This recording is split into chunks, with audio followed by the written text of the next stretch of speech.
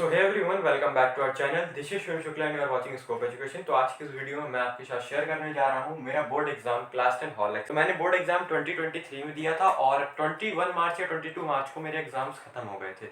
तो कुछ टॉपिक्स में मैं डिस्कशन करने जा रहा हूँ जो स्टूडेंट को लगा रहता है। सबसे पहला टॉपिक है, क्या बोर्ड एग्जाम हॉल में चीटिंग होती है? तो हाँ, वहाँ पर चीटिंग होती है, क्योंकि मैं जिस क्लास में बैठा था मेरे पीछे जितने मेरे क्लासमेट बैठे थे वो कुछ पढ़ के आए नहीं थे। सब लोग आधा आधा टॉपिक पढ़ के आए थे और वो सब अच्छे से चीटिंग कर रहे थे। अब बात आती है, क्या वहाँ पे टीचर्स नहीं देख रहे थे? हमारी क्लास में जो इस पहले दिन और दूसरे दिन टीचर की ड्यूटी लगी थी वो तो स्ट्रिक्ट थे, लेकिन जब तीसरा जो पेपर था हमारा, जहाँ तक आईटी का पेपर था या फिर हिंदी का ऐसा कोई पेपर था, उस दिन हमारे यहाँ जो टीचर था रूम भी चेंज हुआ था और साथ ही जो टीचर लगा वो स्ट्रिक्ट नहीं था, वो ध्यान नहीं दे रहा था बच्चों पे।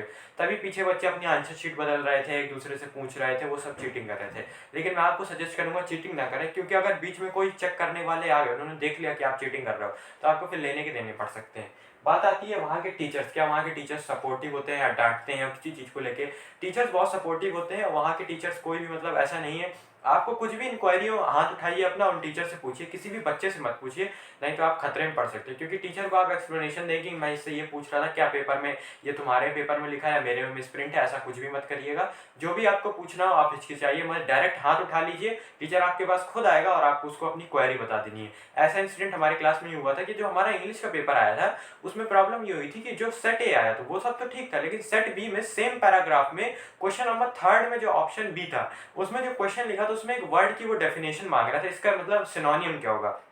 और वो वर्ड जो था उसमें लिखा था कि ये वर्ड पैराग्राफ 2 से बताना है। वो सेम वर्ड पैराग्राफ 3 में भी था, लेकिन दोनों में उसका अलग अलग मीनिंग आ रहा था, थोड़ा डिफरेंट मीनिंग आ रहा था। तभी उसने वो पूछा था। और पेपर में जो एक्चुअल पेपर में जो दिया हुआ था, जो सेट 1 था, उसमें दिया था कि पैराग्राफ ए से बताना है और हमारे में पैराग्राफ बी से बताना है। पैराग्राफ बी से उसका कोई मतलब निकल नहीं रहा था, लेकिन पैराग्राफ ए से उसका मतलब निकल रहा था। लेकिन फिर भी हम लोगों ने सोच करके उसका आंसर लिख दिया। और वो बाद में जब हमने चेक किया यूट्यूब में आंसर शीट, तो उसमें देखा कि वो तो हमारे में क्वेश्चन सीबीएसई की तरफ प्रॉब्लम थी और सीबीएसई की तरफ से ही कुछ मिस प्रिंट हुआ था क्वेश्चन में। तो फिर वो हमने अगली बार जाकर के टीचर को बताया था। तो अगर आपको लगता है कि इसमें कुछ प्रॉब्लम है क्वेश्चन पेपर में, आपको कुछ समझ में नहीं आ रहा है, तो आप तुरंत अपनी टीचर को कंप्लेन करें, वो जरूर उसको सॉल्व करेंगे। और जब भी बोर्ड एग्जाम, जब आपके में क्लासरूम में जब पेपर आते हैं बोर्ड हॉल से, जो भी बोर्ड एग्जाम का पेपर होगा आपका आएगा, तो आप लोगों को खड़ा कर दिया जाएगा, किसी 2 बच्चों को बुलाया जाएगा, उस पेपर में साइन कराया जाएगा और आपके सामने वो लोग उस पेपर को फाड़ेंगे। अगर वो लोग ऐसा नहीं करते तो आप तुरंत कंप्लेन कीजिए किसी से भी, वहाँ पे आसपास जो बाहर के आपके स्कूल के भी टीचर आएंगे स्कूल में, और बाहर की अथॉरिटी जो चेक करने वाली है